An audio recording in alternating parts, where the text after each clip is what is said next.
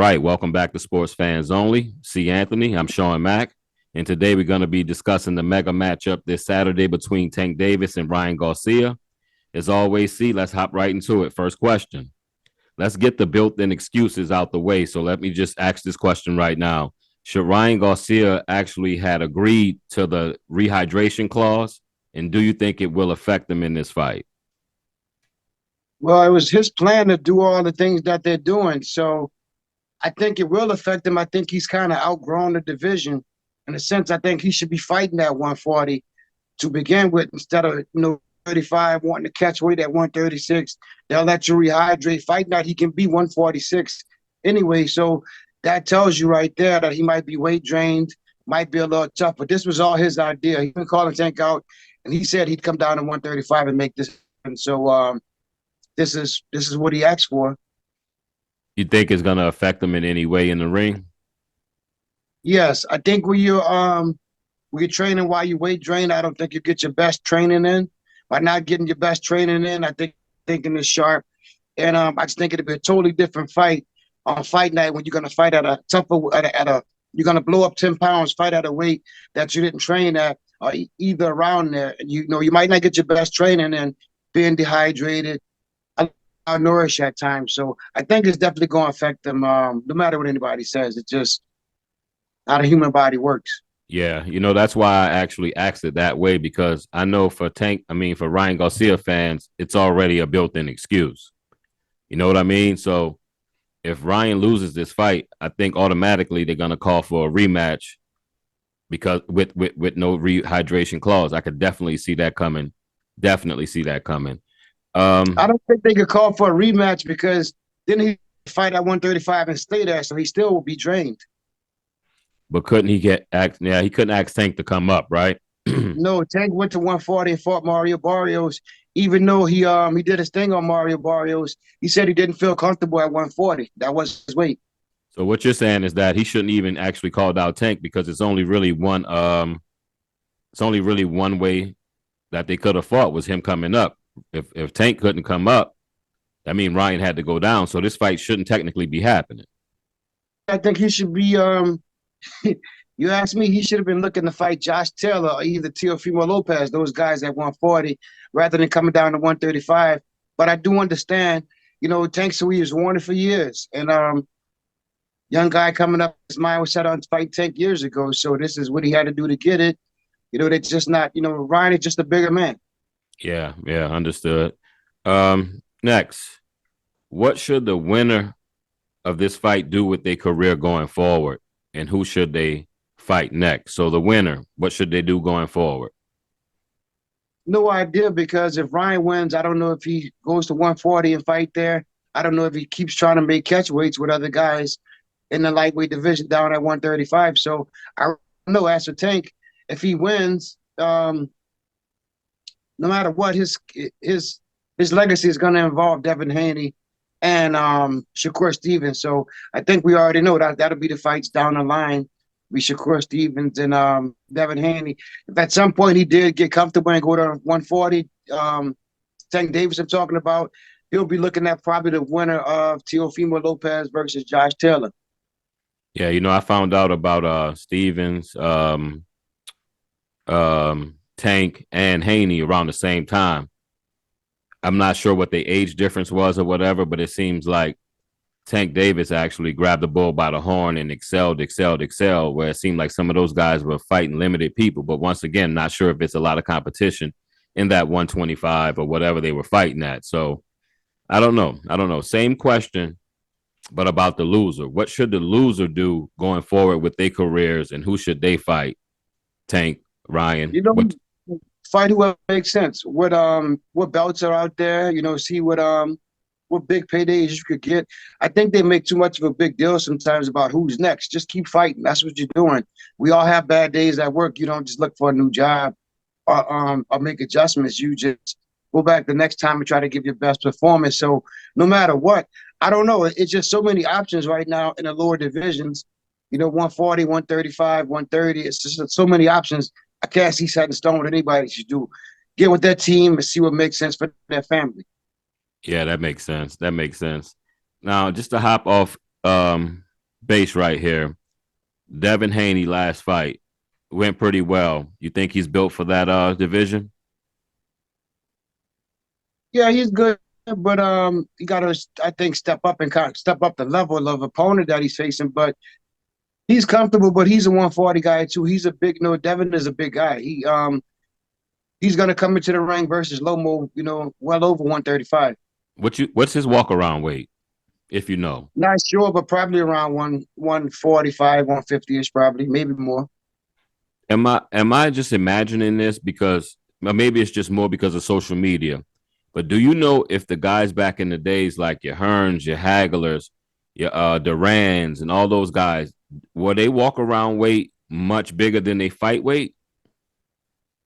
Yeah, those guys probably walked around bigger because they really ate and partied. Like Yeah, when the fight was over, they was partying and eating and eating. So but they trained hard. Like yeah, in Rocky, they really gave their all in the training and the build up. So yeah, of course they are. They all walked around big. The middleweights didn't walk around at 160. They probably walking around 175, something like that. Probably more than that. But it's just the dedication. When the fight signed, those guys locked down and really go train. yeah. All right. Now I don't know this at all, so I'm gonna ask you the question: do heavyweights actually fluctuate their weight then take it down, or is because they're heavy as it is, they more like have to lose weight?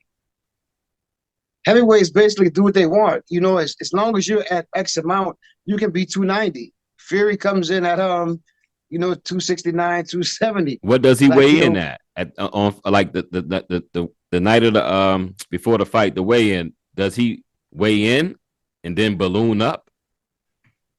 sometimes, but it's part of trainers. It's not for the same reason as the lures because there's no such thing as you're overweight or heavyweight. Yeah, So it's what you're comfortable with, how you've been training, and things like that. Tyson is a different animal. It's like he worked out, he stayed in shape, so he didn't have to lose a lot. But there's no such thing as he's too much. yeah, So those guys kind of whatever they feel like, it's on them. They could just say, I just didn't train. This is how I wanted to come. Like George Foreman, two different versions. They both were legit to fight at that weight. yeah, It's different. It's not like uh, you can't go past this amount. yeah. Floyd, did Floyd actually? Floyd, that was pretty much his walk around weight, right? Because like you said, you made me think Lloyd about it said because his you walk said with around is guys staying in 155. shape. Gotcha. Floyd's walk 155. around is like 155. All right, so he would only drop like maybe 10 pounds. A little, yeah, just a little bit. And sometimes, it was like 150. He said because sometimes on fight night he wasn't even actually 147. He's more like 146 because he's just a small guy regardless. Five Yeah, eight.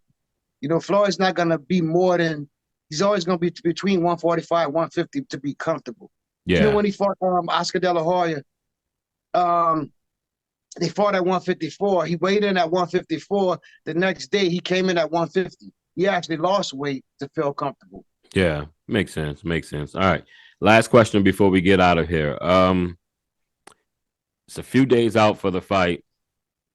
I know you like to do your studying and see what other people are picking. Then you go with your gut and you make your pick. We only have a few days left, so I'm going to assume what you say today will be your prediction for the fight. So, see, Anthony, who are you picking to win this fight and why? I pick at Tank Davis, the Ooh, experience, the power. ooh. I would say Ryan Garcia's lack of strong competition. The guys that Ryan Garcia have fought in the past look like cable vision installers, maybe waiters like me. They didn't look like the guys that Tank were fighting. So, when I compare like Javier Fortuna, Ryan got him out in 6 rounds. I think Tank would have got him out maybe in one or two. So Mm, I'm online Tank's the heavy favorite right now, and I'm gonna put it like that too. I think for Ryan to even have a chance, he has to have a blistering first round. Tank's a slow starter. If he let Tank being a slow starter dominate the first round, we're gonna get an early fight. So I think Ryan got to come out, put some pressure, and go for the gusto early in the fight, first, second round. But I think Tank Davis, at the end of the day, will find a way to get it done in a timely fashion, meaning won't go 12 rounds. Now, I seen you sent me something from a big boxing YouTuber, and he was saying he seemed like he's the only one saying what I've been saying for the last past week. So I feel like I'm crazy. I'm not gonna say I think I crazy. I feel like everyone else is making me crazy. I'm going with Ryan Garcia, maybe 11th round stoppage of Tank, because I think Tank, like you said, is going to start slow. Then he's going to realize around the 7th round he can't really make it up on the cards round for round. He's going to actually have to knock Ryan out. He's going to press. He's going to get caught off the ropes with a left check hook, finish him. They're going to stop the fight.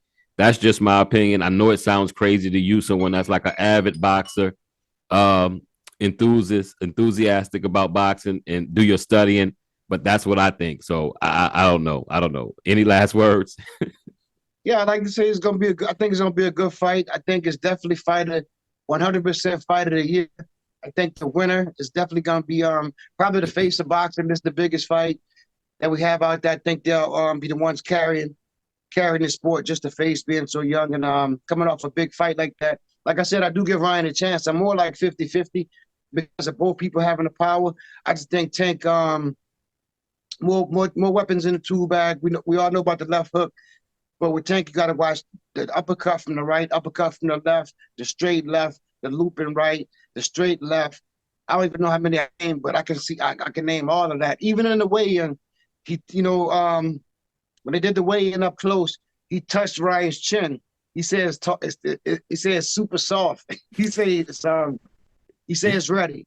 So I'm Yeah, going with Tank. you going with I'm Tank. going with So Tank for stoppage. one quick question, quick answer. So you think Tank max out at 140? Yes. That's going to be tough for him to become a big face of boxing, maxing out at 140. Maybe he stays at 135, but you can't just be who you are. Like people wanted Floyd to fight at 154 forever. He wasn't comfortable. He fought Cotto, fought De La Hoya. Yeah, Uh, it just you can go up there, but that's not your. That's when you're not being real to the sport. I don't, you go up with it. You can't go to 140 to 147. It's like that's where you are. That's who you are. Lightweight division is you. yeah. I feel that. All right, it was good. So let's get on out of here. As always, today. Hold on. Oh, excuse me. As always, if you like today's content, make sure you like, share, and subscribe to the video. And as I always say, please don't be shy. Hit up the comment section. We don't bite. For C. Anthony, I've been Sean Mack, and this is Sports Fans Only. Peace.